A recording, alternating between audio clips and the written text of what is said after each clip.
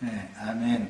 자, 지난 시간에 이어서 오늘 또 계시록 12장 이후에 나오는 때와 기한, 그 때에 관한 말씀을 이어서 말씀을 나누겠습니다. 오늘 나가는 말씀을 위해서 12장 우선 14절 말씀을 우선 읽습니다. 계시록 12장 14절 말씀을 읽습니다. 그 여자가 큰 독수리의 두 날개를 받아 광야 자기 곳으로 날아가 거기서 그 뱀의 낯을 피하여 한 때와 두 때와 반 때를 양육받았네. 그랬어요. 이 말씀은 다니엘서 7장 25절에서 인용하는 말이니까 다니엘서 그 본문의 흐름을 이해를 돕기 위해서 가서 읽겠습니다. 다니엘서 7장 말씀을 읽습니다. 다니엘 7장은 바다에서 네 짐승이 올라오는 이상을 보여준 말씀이 거기 나오죠. 자, 그 성경들을 많이 읽어서 무슨 책 어디 하면은 거긴 내용이 뭐다 이게 그냥 성경책을 펴지 않아도 이게 다 탁탁탁 나올 수 있을 만큼 이렇게 읽으셔야 돼, 읽어두셔야 돼. 자, 25절 읽겠습니다. 그가 장차, 여기 나오는 그라는 건 네 번째 짐승을 말하는 거예요. 로마의 황제죠. 예수님이 세상에 오셨을 때 로마 시대에 오셨었어요. 그런데 그 로마 황제가 장차 지극히 높으신 이를 말로 대적하며 또 지극히 높으신 이의 성도를 괴롭게 할 것이며 그가 또 때와 법을 고치고자 할 것이며 성도들은 그의 손에 붙인 바가 되어 한 때와 두 때와 반 때를 지내리라. 여기 한 때와 두 때와 반 때 이야기가 여기 나왔죠. 이거 계시록 12장 14절에 우리가 오늘 말씀 나가고자 하는 말씀 보면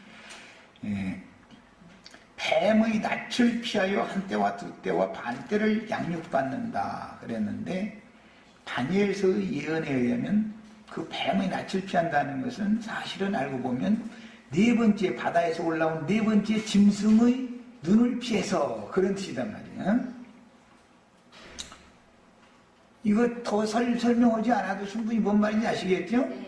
다니엘 7장은 바다에서 네 짐승이 올라올 것에 대한 이상을 보여주는 거예요. 그런데 이것을 설명을 할 때 이제 다니엘 선지자가 이것은 세상에서 장차 나타나게 되는 큰 군왕을 말하는 것이다. 또 그 군왕일 뿐 아니라 그의 나라를 말하는 것이다. 이렇게 앞에 쭉 설명이 돼 있었어요. 그런데 그 큰 군왕이 어떻게 하느냐 하면은 성도들을 괴롭게 하고 성도들은 그 군왕, 큰 군왕의 손에 붙인 바가 되어 한 때, 두 때, 반 때를 지내게 된다 그랬어요. 이 이야기가 이제 뒤에 이어지는 이제 그 말씀에 보면 이게 이제 넷째 나라라고 하는 건 로마인데 로마의 황제가 예수님이 세상에 오셨을 때 호정령을 내리죠. 그것은 자기가 지배하고 있던 모든 제국에 있는 모든 사람들은 자기 백성이다. 내 종들이다. 그런 것을 공포하는 내용들인 거예요. 그래서 성도들이 그 손에 다 붙인 바가 돼요. 그러다 보니까 로마가 그때 당시 하나님의 백성들이 살고 있는 팔레스타인 땅까지도 군대의 힘을 동원해서 정복을 한 상태에서 빌라도라고 하는 총독을 파송해가지고 다스리는 데 했단 말이에요.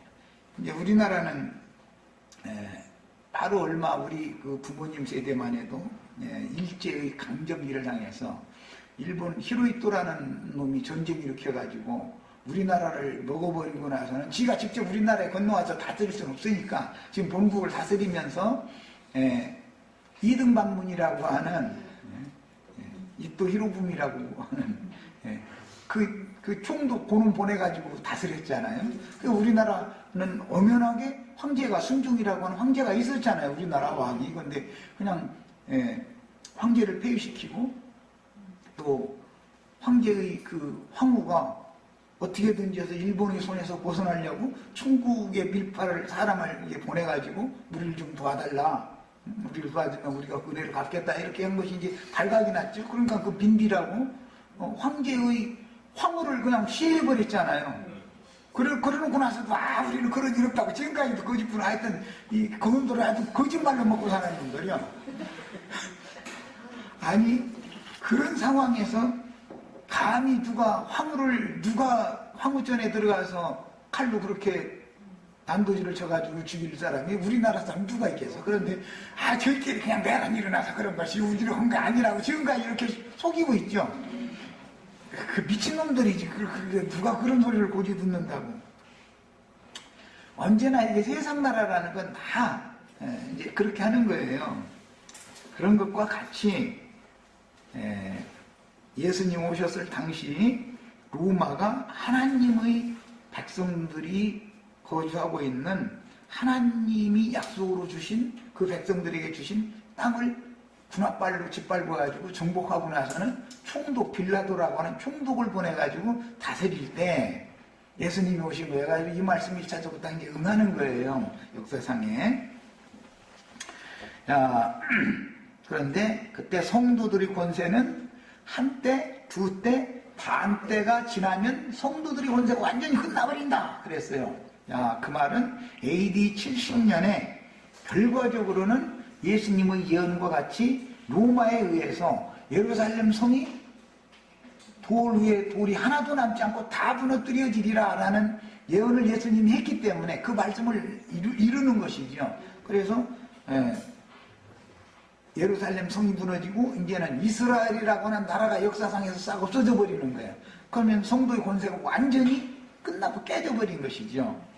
그런데 하나님은 그렇게 하시고 나서 그분이 세운 영적인 나라를 유대교 지도자들에게서 빼앗아 가지고 12사도들에게 주어 가지고 12사도들을 통해서 교회를 세우게 했단 말이에요. 이것은 영원한 하나님의 나라, 영원한 나라죠. 인간이 어떻게 손댈 수 없는 그런 나라인 거예요. 그런데 교회를 세우고 나니까 로마의 황제였던 콘스탄티누스라고 하는 사람이, 세상에서는 콘스탄티누스 대제라고 해서 하는데, 그 사람이 그 앞선 모든 황제들은 기독교라고 흔히 말하는 이제 교회가 발흥이 되니까 이 교회는 그 로마 황제의 그 다스림에 복종을 잘 안 한단 말이에요. 왜? 영이 다르니까. 우리들의 왕은 하늘에 계신 하나님이다 이렇게 말하지 로마 황제가 우리 왕이다라고 안 한단 말이에요. 그러다 보니까 이제 그 와중에 하나님을 배반하는 반역자들이 나타나가지고 가이사, 이제 케잘이라고 영어는 뭐죠? 가이사에게 복종을 않고 이 사람들의 왕은 예수님이라고 그런다. 이렇게 소문을 퍼뜨려가지고 이제 그리스도인들을 박해하기 시작했단 말이에요. 그때는 로마 황제라는 말 자체가 하늘과 땅의 제왕이다 그런 말인 것이거든요. 그래서 그리스도인들은 하나님을 만왕의 왕이라고 제왕이라고 이렇게 믿지 모든 만국의 왕은 그들이 신앙하는 여호와 하나님이다 이렇게 구약성경에서는 믿었는데 신약시대에서는 그리스도인들은 예수님이다라고 믿었단 말이지. 그러니까는 로마 황제가 그걸 못하게 하기 위해서 신앙적인 이제 박해를 이제 가하다가 박해를 가하면 이게 정도가 더 많이 돼버려. 언제든지 이 세상에서 뭔 사건이 생겨도 위에서 찍어 누르면 이게 숨죽인 것 같지만 오히려 속으로는 더 이게 소문 입으로 전해져 가지고 소문으로 해가지고서 전파가 더 돼버리죠. 그런 현상이 오니까 콘스탄티누스 대제라는 하는 이 사람이 이러지 말고 기독교를 그러면 우리 로마가 지금 태양신을 믿고 있는데 야 태양신과 기독교는 똑같다 같은 거라고 하자 그러면 이래가지고 이제 기독교를 국교로 로마라고 하는 제국의 국교로 삼기 시작해서 로마교가 된 거예요. 그 다음부터 로마교 로마 제국이 로마 교의 나라가 된 것이지요.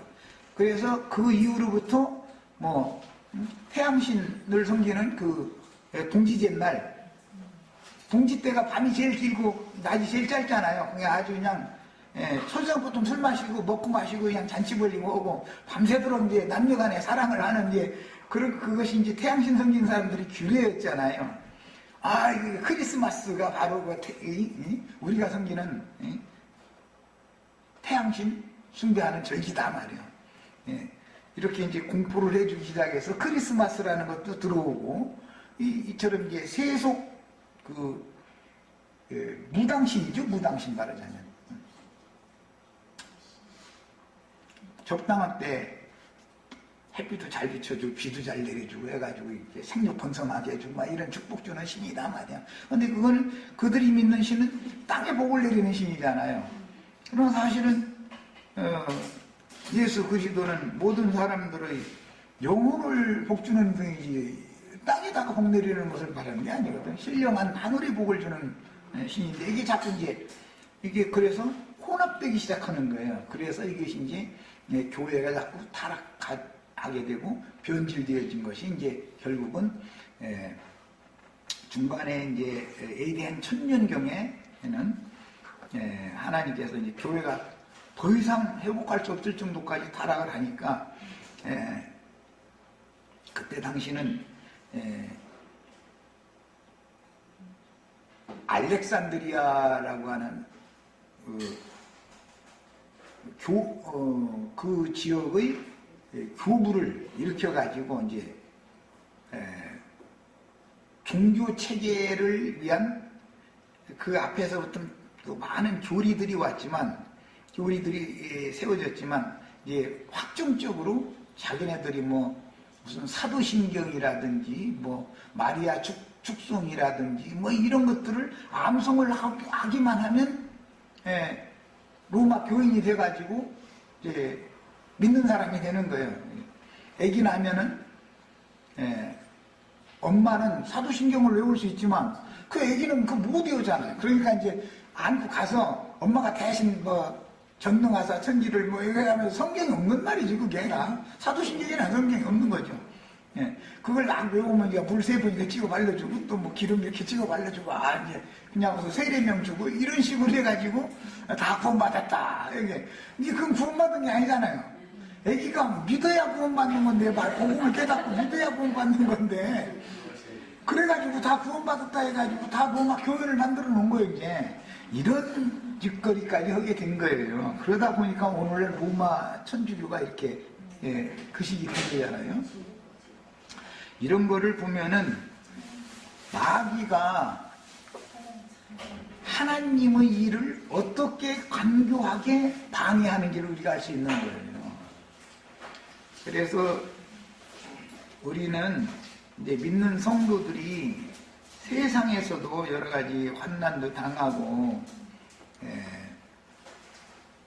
많은 그 압제와 고통 가운데에서 신앙생활을 이제 하게 하시는 것을 허락하심을 받기 때문에 그런 걸 통해서 이제 하나님을 찾게 만들어지고 하나님과 많은 대화도 하게 되고 하나님이 어떤 분인가를 자꾸 점점 깊이 알아가고 하는 면이 있어요.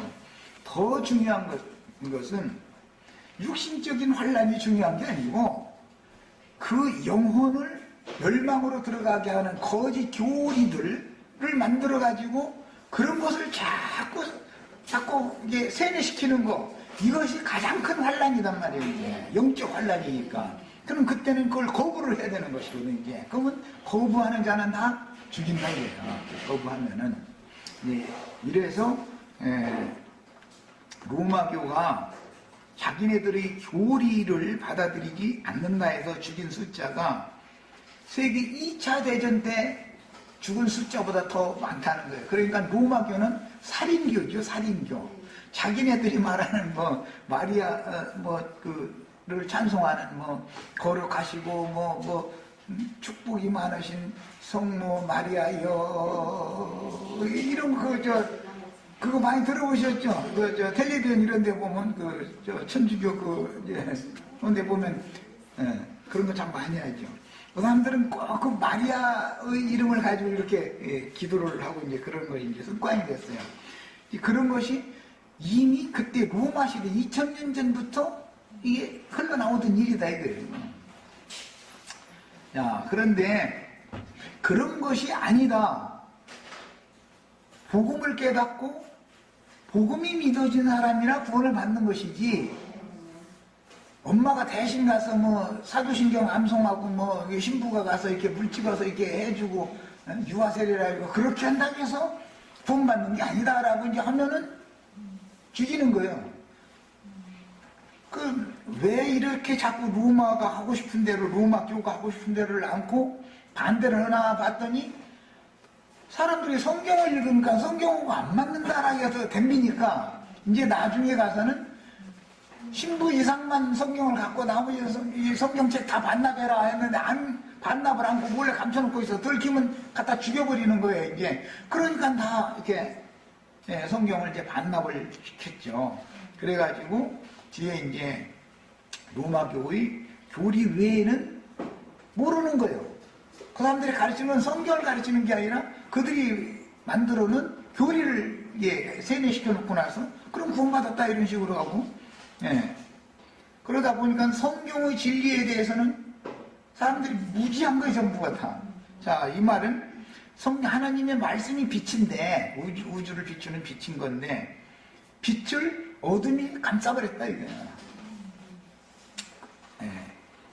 그러나 하나님께서 이제 때가 됐을 때 종교 개혁을 일으켜가지고 모든 사람이 다 성경으로 돌아가야 돼. 성경을 읽어야 된다. 이걸 이제 외치게 하신 거예요. 때가 차면. 그것이 종교 개혁이라는 것을 말하는. 그런데 그때 마침 로마교, 특히 이제 서로마의 교황이 세속의 유럽 각 지역 세속의 나라들의 왕도 안수하고 세우고 폐하고 하는 권위를 지금까지 행해왔었는데 그때는 이제 우리는 저는 종교적인 그 교황에게 우리 세상 나라의 왕들이 굴복할 필요가 없다. 이런 막 그런 분위기가 이제 일어나게 된 거예요. 그래가지고 유럽 각국이 전부 로마 제국에서 독립을 하게 되는 거예요. 자꾸.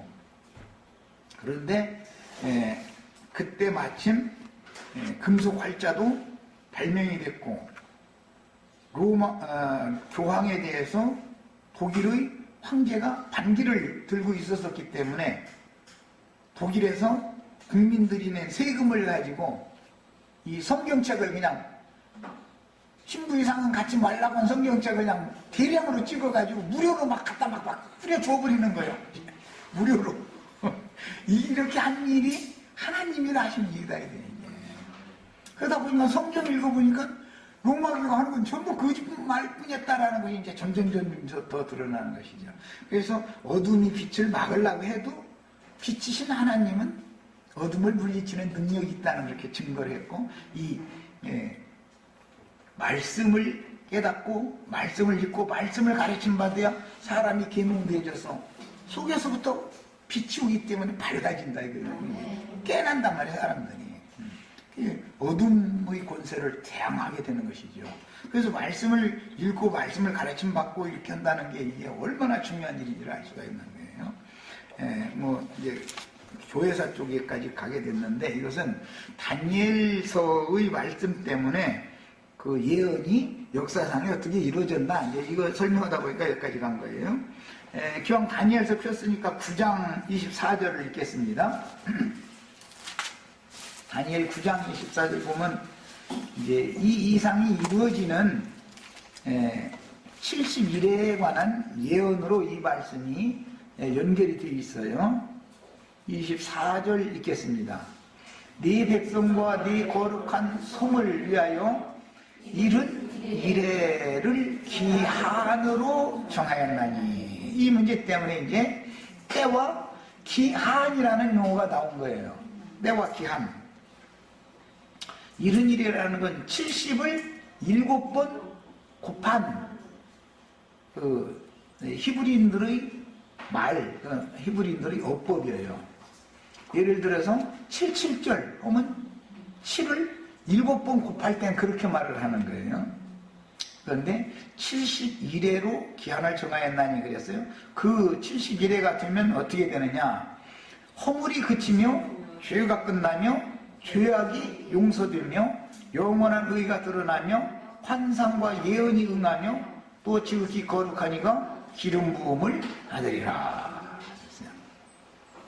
한때와 두때와 반때를 지나서 성도의 권세가 깨짐과 동시에 그것을 이루는 때는 71회가 지나야 되는 뭔 장래의 일에 대한 예언인 건데 71회의 기한이 차면 성도의 권세는 깨지는 대신 허물이 그치고 죄가 끝나고 죄악이 용서되고 영원한 의가 드러나고 환상과 예언이 응하며 지극히 거룩하니가 기름 부음을 받는 때가 온다. 그 겹쳐진다 그 말이다. 이 말은 예수 그리스도께서 오셔서 세례 요한에게 세례를 받고 사역을 시작하신 이후에 예수님이 죽고 성령이 보내심을 받아가지고 사도들을 통해서 복음 전도가 되어지면 믿는 사람들이 주님의 몸된 교회에 들어와서 세상 나라가 아닌 영적인 주님의 나라가 세워지는 것이 이제 이렇게 응하는 거예요. 그러니까 혈통적인 이스라엘 나라였던 성도들의 권세가 깨져야만 영적 이스라엘 나라의 새로운 권세, 하나님의 영적 권위로 세워지는 나라. 이것은 세상 임금이 어떻게 할 수 없는 나라단 말이지. 이것이 세워질 것이다 라는 예언이에요. 그 다음에 27절을 한 절 더 읽겠습니다. 그가 장차 많은 사람과 더불어 한 일에 동안의 언약을 굳게 맺고 그가 그 일의 절반에 제사와 예물을 금지할 것이며, 이것은 이제 역사상에는 안티오쿠스 에피파네스라고 그래서 이 사람은 헬라 시대의 말기, 이제 헬라 시대의 알렉산더라는 사람의 장수 중에 한 사람이었었던 안티오쿠스 에피파네스라는 사람이 예수님 오시기 전에 로마 시대가 되어지기 바로 전에 400년이라고 하는 암흑기라고 하는 기간이 있었어요. 그러니까 구약 시대와 신약 시대를 연결하는 것은 400년이라고 하는 그 암흑기가 있는 거예요.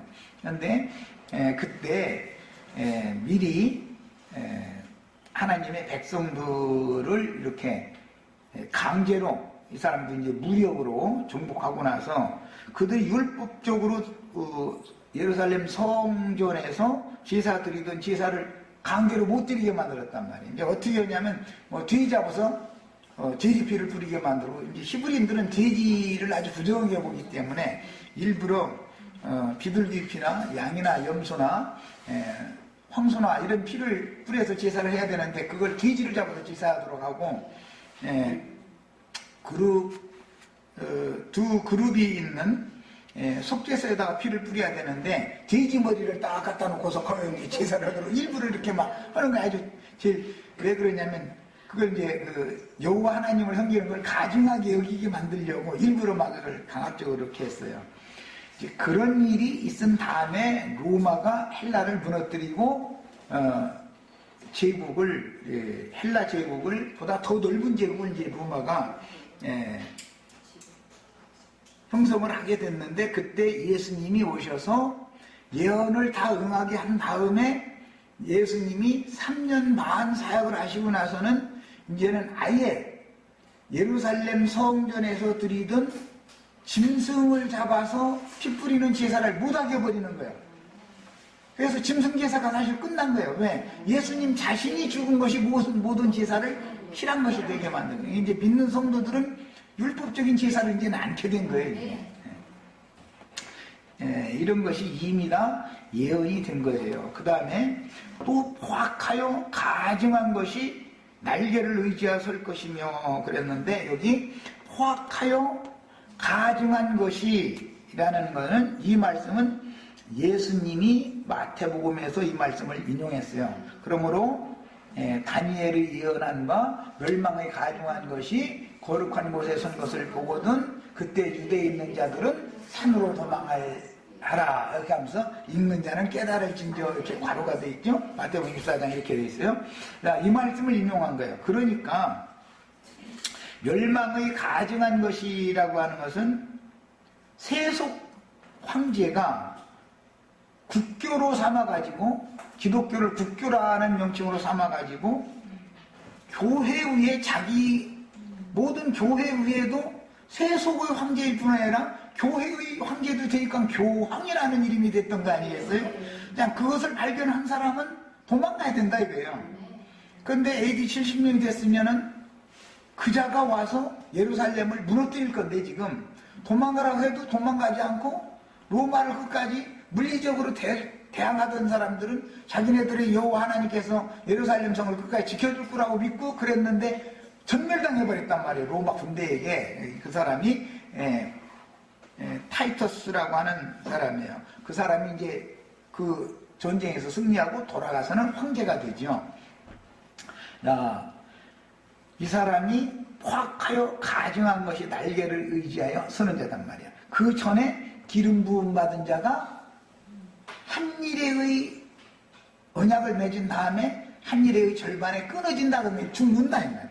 예수님이 죽고 나서 36년이 지난 다음에 멸망의 가증한 것이, 포악하여 가증한 것이 날개를 의지하여 거룩한 곳에 섰다 이거예요. 하나님이 성전에 자기 보좌를 딱, 하나님의 성전이라는 주님께서 세운 교회에 자기가 보좌를 딱 정하고 앉는단 말이에요. 이게 이제 계시록에 보면은 버가모 교회의 사자에게 편지한 말씀 보면, 네가 있는 것은 멸망의 가증한 것, 사탄이 위가 있는 곳이다. 사탄의 보좌다 이거예요. 거기가. 그게 교황이 교회를 지배하면 사탄 나라가 될 뻔한 거예요. 그게 주님의 나라야 되고 주님의 왕국이야 되는데 사탄 나라로 타락해버렸다 이런 말이야. 자, 이제 이런 것이 이미 예언이 된 것이고, 또 이미 또 포악하여 가증한 것이 날개를 의지하여 설 것이며 그랬는데, 이 날개라는 말은 빛이라는 뜻으로서 빛의 파장을 말하는 거예요. 이제 문자대로는 끝 지점, 극단, 어디에서 어디에까지 이르다, 이제 그런 뜻이에요. 그러니까 해가 지구에까지 도달되면 그게 해의 빛이 여기까지 오는 그 파장이 새의 날개로 해서 이렇게 그냥 빠른 속도로 여기까지 임한 것이죠. 그런 것에 대한 형상화하는 표현인 거예요. 이 날개라는 표현이. 멸망이 가중한 것이 날개를 의지하여 섰다. 내가 빛이다. 내가 빛의 근원인 신이다. 이래가면서 하나님의 보좌에 딱 교회에 자기가 황제의 자리를 딱 차져버린다 이 말이야. 이게 이런 것을 일러서 광명을 가장한 천사다 이렇게 말을 해요. 이게 로마교 황제나 기독교계 유명한 박수무당 목사들이나 이런 사람들은 다 날개를 의지하여 서지 못할 것의 승자들이 되는 것이죠. 다 저희가 빛이라고 주장한다. 빛은 말씀을 말하는 것이지 인간이 지가 빛이 될 수는 없는 것이죠. 이런 것이 이미 다 예언된 사실이고, 이제 기왕 다니엘서 배웠으니까 12장 7절 한 절 더 읽겠습니다. 그리고는 이제 신약 성경으로 왔다가 이제 설명이 좀 필요합니다. 12장 7절 내가 들은즉 그 세마포 옷을 입고 강물 위쪽에 있는 자가 자기의 좌우 손을 들어 하늘을 향하여 영원히 살아계시는 이를 가리켜 맹세하여 이르되 반드시 한때 두때 반때를 지나서 성도의 권세가 다 깨지기까지, 거기 이제 깨지기까지 줄을 쳐놓습니다. 이니 그렇게 되면 이 모든 일이 다 끝나리라. 이것은 먼 훗날의 얘기인데 예수님이 오셨을 때 유대인들의 전통적인 그 권세는 깨져버리죠. 그래서 너희는 그 나라를 빼앗기고 세리와 장교와 모든 죄인들이 아브라함과 이삭과 야곱과 함께 그 나라에 먼저 들어가서 앉아있는 것을 너희가 버리라. 이렇게 해서 이제 예언이 이루어지는 거예요. 그런데 여기 보면 성도의 권세가 다 깨지기까지라는 말은 무슨 뜻이냐? 예언이라는 것은 그 예언이 선포된 다음에 어떤 과정을 거쳐서 그것이 이루는 때가 온다 그 말이지요. 여기 무엇의 때까지라는 것은 이제 신약에서 이런 말씀 그 어법을 적용을 할 때 이방인의 때가 차기까지, 이방의 충만함이 차기까지, 뭐 천년이 차기까지, 자꾸 이렇게 이제 그것은 하나님이 정한 때와 기한이 있다 이 말이란 말이에요. 그런데 이번에 우리는 이제 아주 큰 경험을 했죠. 성경에 그 천년이 차기까지 첫째 부활로 일어난 자들이 그리스도로 더불어 제사장이 되어 천년이 차기까지 왕노로 간다 그러는데 그 천년은 없다. 이제 이렇게 그것은 성경의 전체적인 일은 말하고자 하는 의도를 너무 때와 기한에 관한 하나님이 정하시고 이것을 인류 역사상에 1초도 틀림없이 정확하게 딱딱딱딱 맞춰나가는 이런 하나님의 그 전능성이라든지 하나님의 행정에 대해서 너무 무지하다 보니까 이제 이런 사단이 벌어졌었던 것이죠. 그런데도 아직도 그런 그 말도 같지 않은 그런 말에 이제 미혹되어 가지고 나처럼 담대하게 이제 진리를 다 알면은 그게 아니면 아니다. 성경을 들어서 딱딱 이제 선포하고 증거를 해줘서 사람들을 옳은 대로 돌아오게 해야 되는데 인간들이 세상 나라에서 생존을 하기 위해서 많은 연단과 시험을 당하는 것은 하나의 표상인 것이지 실제로는 영적으로 미혹당하는 것인데 거짓 선지자들이 일어나서 이처럼 무언가 그럴싸한 말을 가지고 영혼들을 자꾸 미혹해서 멸망으로 끌어가는 이것이 가장 큰 성도가 당하는 고난이단 말이야. 이것이 환난이단 말이야. 이런 이치를 너무 모르는 거예요 지금. 그러다 보니까 이제 완전히 말이야 그냥 적당하게 봉합해두지 말이야. 그걸 그렇게 자꾸 이렇게 했었느냐고. 심지어 이런 사람들이 그건 왜 그러는 거야. 영적이지 않다 이 사람들이. 영의 일과 이 육신의 일에 대한 구분이 없는 거예요. 그리고 이런 때와 기한에 관한 성경의 모든 예언이라든지 이런 것들이 창세기로부터 어떻게 해서 계시록까지 이것이 이렇게 다 정해졌다는 것에 대한 깨달음이 없기 때문에 그것을 대적할 만한 속에 들어있는 것이 없으니까 또 그냥 적당하게 그냥 넘어가든지 입 다물고 그 복잡한 얘기는 빼놓고 다른 얘기 하자 이제 이래버리는 거예요. 이것이 더 중요한 문제죠. 이것은 영혼을 죽이고 살리는 문제니까. 그렇잖아요? 이런 것에 대해서 우리가 이상을 다 보셔야 돼요. 또 그래서 우리가 빛 가운데로 나서 밝아져야 된다는 거예요. 그래서 자 이제 이런 모든 때와 기한에 관한 것들은 지난 시간에 말씀드린 것처럼 창세기 1장의 하나님의 창조의 날이 7날이 걸린 것부터 시작이 된 거예요. 그런데 7일이 7년이 되고 70년이 돼요. 그러죠? 이것이 다니엘 9장 24절에서는 71회가 되었어요. 그럼 70을 7번으로 곱했다. 7번을 70을 7번 곱했다. 이제 이 말인 건데 이런 말이 그러면 괜히 나왔느냐? 창세기 4장에서 이제 몇 절 읽어보겠습니다. 성경의 구속사를 정확하게 우리가 가르침을 잘 받아야 돼요. 그래서 처음부터. 창세기 4장 15절을 보겠습니다. 여호와께서 그에게 이르시되 그렇지 아니하다. 이 말은 나를 만나는 자가 나를 죽이겠습니다 하고 이제 가인이 두려워하니까 하나님 하시는 말씀에 가인을 죽이는 자는 벌을 7배나 받으리라 그랬어요. 그냥 벌을 7배로 받는다 그랬어요. 하나님의 뜻을 거슬리면 하나님께서 벌 주는 얘기예요. 그런데 보통으로 받는 게 아니라 7배의 형벌을 받는 거예요. 이렇게 이제 예언을 했어요. 그랬는데 실제로 이 가인의 후예인 라멕이라는 사람이 살아서 정치 치리를 하던 그 시대에는 셋의 후예인 에녹이 뭐 죽음을 보지 않고 뭐 올라갔다 그랬었는데 그게 아니고 에녹이 라멕이라는 사람한테 죽는 시대 같은 시대 사람이단 말이에요 이게.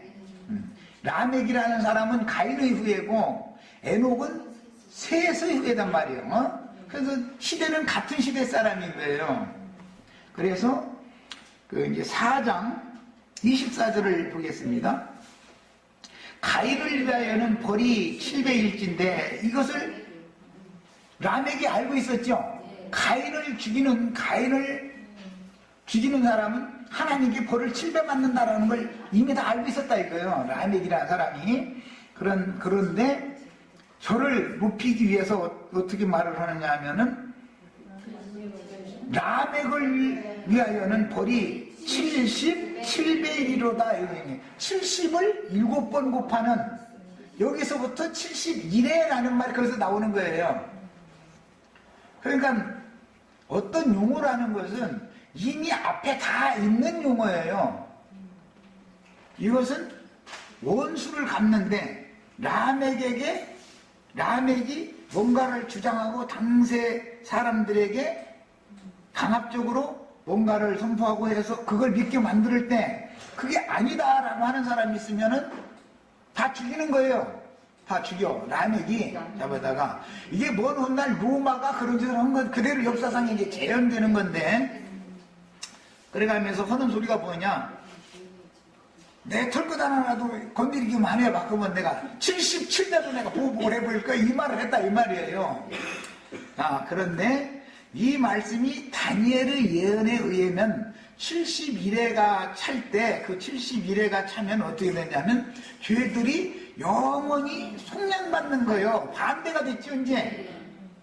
라멕은 자기를 조금이라도 해코지하면은 보복을 77배로 하는 거예요. 라멕은. 그런데 예언에 의하면 라멕이 77배로 보복하는 것을 완전히 영속한다 그래요. 그냥 다시는 기억하지도 않는 만큼 아주 완벽하게 용서하는 것으로서 선지자들의 예언은 반대로 이것을 적용을 했단 말이야. 자, 이번에는 마태복음 18장 22절을 읽겠습니다. 마태복음 18장 22절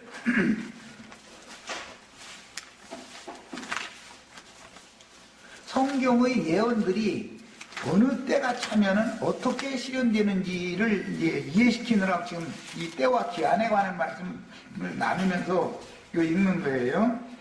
자, 22절 읽습니다. 7번뿐 아니라 7번을 70번까지라도 할지니라. 어떻게 하라는 거? 보복을 하는 거예요? 용서라는 거예요? 그 말이죠. 라멕은 77배로 자기를 해코지 하는 나는 원수를 갚겠다 그랬는데 원수를 77배로 용서를 해라. 예수님은 이제 적용을 이렇게 하는 거예요. 이건 다니엘 9장 24절의 말씀을 예수님이 적용을 이렇게 하는 거예요. 그러니까 원수를 삼아가지고 원수를 갚는 자들은 뱀의 후손들인데 그 사람들은 자기네들이 지어낸 교리를 일방적으로 받아들이지 않으면 77배로 보복을 해버려. 그래서 로마교가 2차 대전에 죽은 숫자보다 더 많은 피를 흘렸다는 거예요. 그게 피의 강수를 이렇게 피의 강을 흘러낸 거예요. 뭐 16,000 스타디온에 말발굽만큼 피의 높이가 해서 강수를 이렇게 막 16,000 스타디온까지 흘러간다 막 이렇게 표현했는데 그게 기독교라고 하는 것이 살인교다 이거예요. 살인교. 저희 교리를 받아들이지 않으면 다 죽여버려. 무조건 오고. 그 짓을 이제 하지만 주님은 죄인들을 위하여 당신 자신의 피를 흘린다 이거예요. 그리고 완전하게 모든 죄인들이 모든 죄들을 사면해주는 말씀으로 적용을 딱 하는 거예요. 이것이 구속사라는 거예요. 구속사. 가인의 후예인 라멕은 우리 조상인 가인을 해코지하면은 하나님이 벌 7배로 갚는다겠어? 그렇지만 나를 해코지해봐 이놈아. 77배로 내가 갚아버릴 거야? 이랬는데 그래서 77절이니 71엔이 이렇게 7에다가 7을 곱하는 것이 거기에서 나온 거예요. 그런데 예수님은 이것을 예언에 따라서 적용을 할 때 죄악이 영속된다 이거예요. 완전히 사면 원수까지 사랑하는 그런 법으로 77배라고 하는 말씀을 영적 적용을 다 해버린 거예요. 이것이 구속사예요. 이런 이치를 하셔야 되겠어요. 자, 이번에는 레위기 26장 18절 읽겠습니다.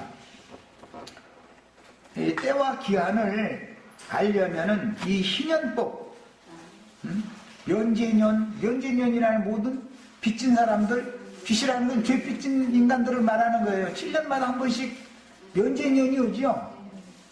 안식년이라고 그래요. 빚을 잔뜩 지고 있으면 안식이 없죠.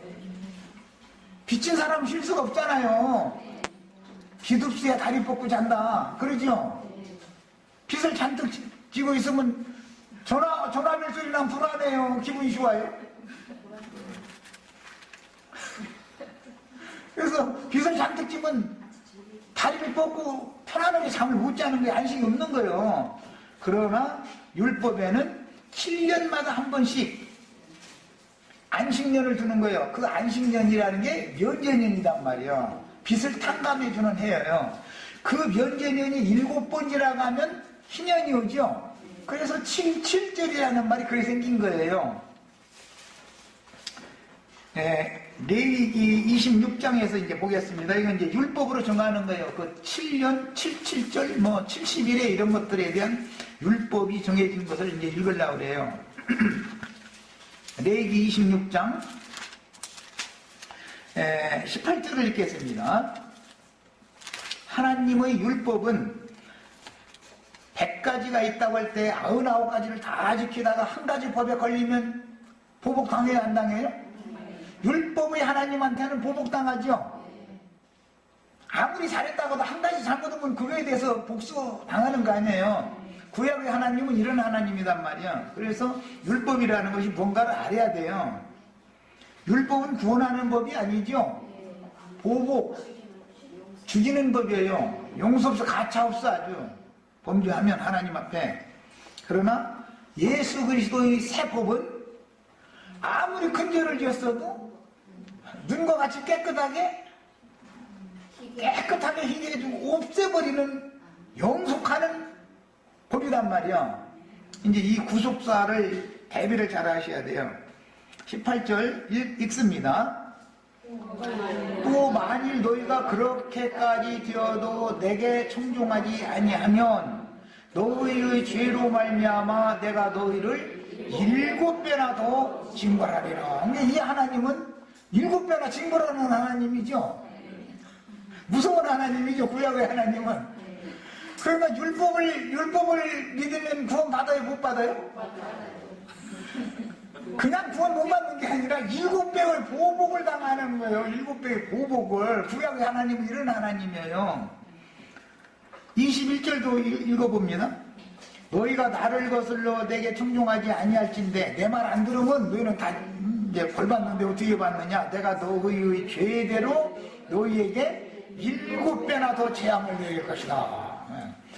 그냥 그 죄값을 그냥 죄진 만큼만 갚는 게 아니야. 그냥 7배로 막 7배로 막 죄값을 갚아버려. 이것이 구약의 하나님인 거예요. 그런데 그 모든 죄빚을 예수님이 당신 자신이 다 짊어져 버리고 우리 같은 죄인들은 죄를 맑게 씻어주는 법이 71회의 법이란 말이에요. 이게. 라멕은 막 77배로 막 내가 복수하게 해서 예수님은 그 복수는 내가 대신 다 당하고 너희는 다 무죄다. 이것을 번하고 이게 구속사인 거예요. 뭐 시간이 빨리 가버려가지고 우선 첫 시간 여기까지 하고 마치겠습니다.